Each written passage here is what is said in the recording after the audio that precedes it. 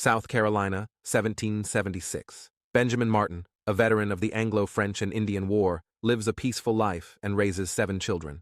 Trying to live an ordinary life, the captain wants to repair a chair, but he fails. In the evening, the sons help their father read the mail and learn that he has been invited to Charleston. The next morning, the family travels there to attend the South Carolina General Assembly. Colonel Burwell reports that battles with Great Britain are inevitable and proposes a tax to support the Continental Army. Benjamin prefers to think of his family and children, so he abstains from voting. Despite his decision, the vote takes place, and the locals decide to fight back against the British invaders. The eldest son does not share his father's decision and enlists as a volunteer to become part of the Continental Army. 2 years later, Charleston as well as many other cities fall to the onslaught of the British Army.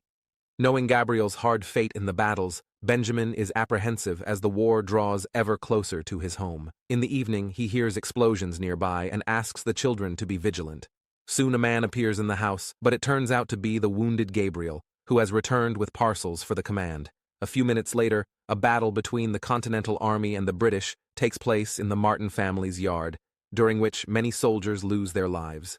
In the morning, the family decides to take care of the wounded, both on one side and on the other. They respect all soldiers, regardless of their plans or the color of their uniforms. Soon, British dragoons, led by Colonel Tavington, arrive at Benjamin's house. Learning that Gabriel was carrying packages, the British arrest him to execute him, recognizing him as a spy. They take the dark-skinned laborers prisoner, and Benjamin's family is threatened with guns. Thomas tries to help his captive brother, but Tavington shoots the boy in the back, after which he orders to put the wounded soldiers out of their misery and burn down Benjamin's house. As the British retreat, the veteran says goodbye to his son and picks up a bag of toy tin soldiers.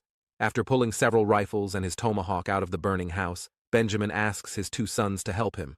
Little Samuel and Nathan take the rifles and follow their father to ambush the unit escorting the captured Gabriel. Acting quickly and as cunningly as possible, Benjamin and his sons shoot the officers, after which the captain engages the soldiers. Benjamin's skill and cruelty allows to free Gabriel, taking the lives of several dozen Britons. Tavington soon learns of this but does not suspect who the attacker was, so he gives him the nickname Ghost. The family hides out on a plantation with the sister of Benjamin's late wife. At dawn, Gabriel decides to rejoin the Continental Army to avenge his late brother on the British. Benjamin tries to stop his eldest son but realizes there is no point.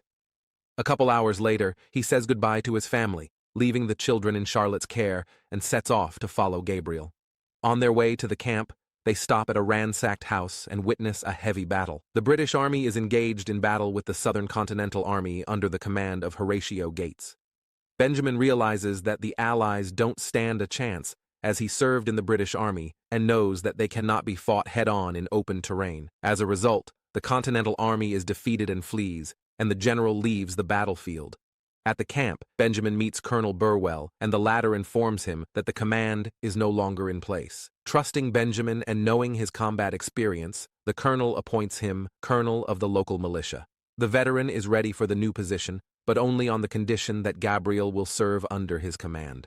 Lord Cornwallis criticizes Tavington for his excessive cruelty and asks him to be respectful to the wounded and captives. Meanwhile, Gabriel and Benjamin split up to travel around the nearest towns to gather troops for guerrilla warfare.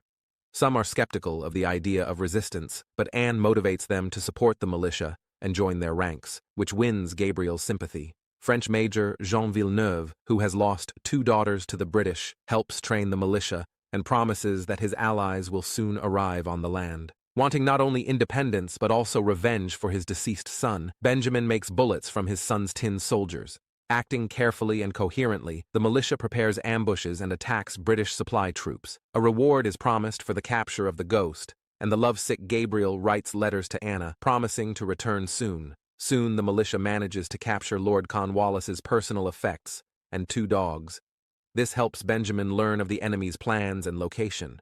While the British elite are enjoying life in their new lands, the militia disguise themselves in their military uniforms and get close. In a diversion, they blow up several ships, destroying bridges and ferries leading to Charleston. After a successful operation, the militia returns home to be with family and friends. A dark-skinned man also joins the army, because in the new country everyone will have freedom and the same rights. Going on another mission, the group under Benjamin's command stops the convoy, but it turns out to be a trap.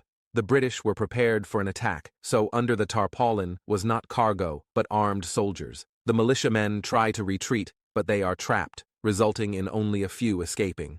In the evening, as before, some people mention that Benjamin was involved in the incident at Fort Wilderness. Gabriel wonders why his father is a legend and asks him to tell what happened there. The father had been hesitant to tell before, but now confesses to his son what he did. In the previous war, Benjamin fought on the side of the British army. Going into one of the forts, he witnessed the cruelty and callousness of the French towards the British. They, along with the Cherokees, took the lives of the men, but the children and women were even less fortunate. After collecting the remains, Benjamin and his soldiers buried the unfortunates and then set out after the French. Catching up with them at Fort Wilderness, the man slowly and methodically exterminated all but 2 of the soldiers. After preserving their lives, he delivered a parcel for the Cherokees, putting in it the heads and hands of the outlaws who had not spared the women and children.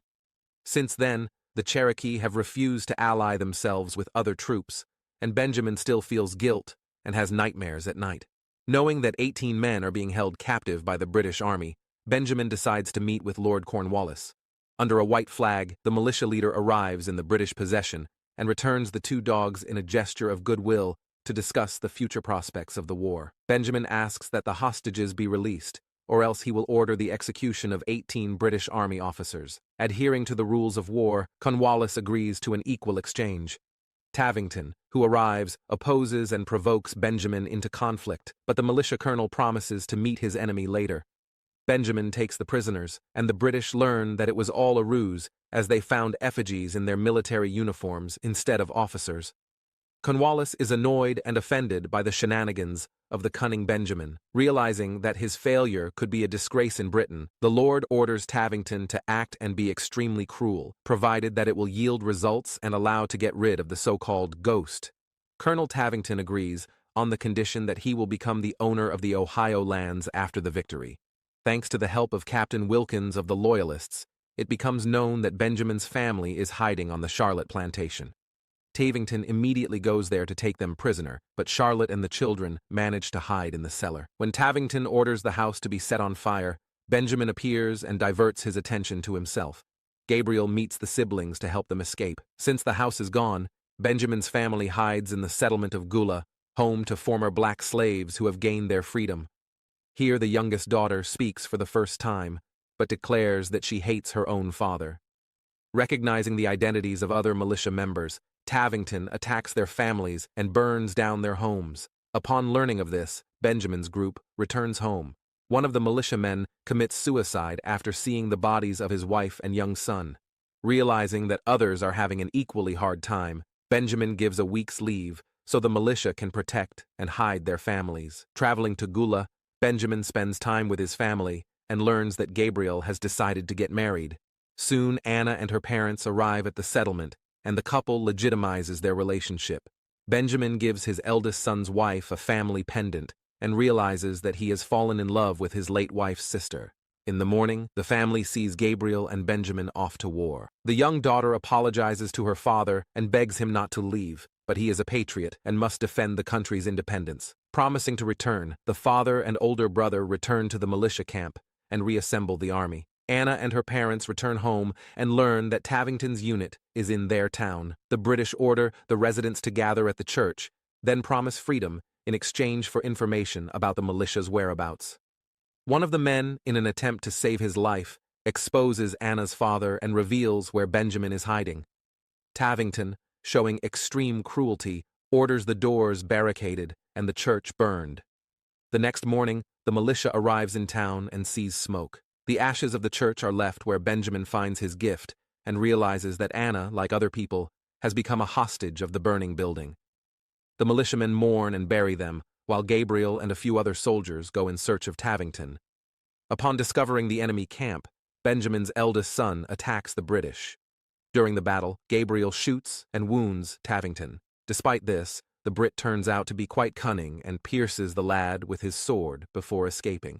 Benjamin arrives at the scene of the carnage a little later and manages to say goodbye to another son who has left this world forever in his arms.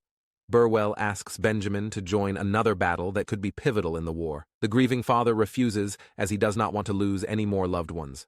In the morning, he finds a recovered American flag in his late son's bag and changes his mind. After catching up with a large Continental Army regiment, Benjamin devises a plan to attack Cornwallis's regiment. The militiamen fire first and escape, but it turns out to be all a trap for the overconfident British. The Continental Army meets and crushes the enemy, forcing them to flee the battlefield. At some point, the spirit and strength of the Continental Army runs out. The soldiers begin to retreat, but Benjamin, like a true patriot, motivates them by raising the American flag, symbolizing strength and independence. The Continental Army rejects the enemy's attacks with renewed vigor, and Cornwallis realizes that he is close to defeat. Benjamin and Tavington converge in a decisive battle. After wounding his enemy with a bullet, the militia leader attacks him with tomahawks. As a result of the fight, Benjamin suffers several wounds and falls to his knees. Tavington seems ready to blow his opponent's head off, but Benjamin dodges and takes his enemy's life, avenging his deceased sons. Yorktown, 1781. After a long retreat, Cornwallis finds himself surrounded. Long-awaited support arrives to help the Continental Army in the form of the French Navy. The British lord capitulates, and Benjamin and his family return home. Arriving on home soil, they are surprised to learn that a free black militia and other soldiers have decided to rebuild America, starting with their leader's home. Thank you for watching the recap. Please support use, like, and subscribe. See you.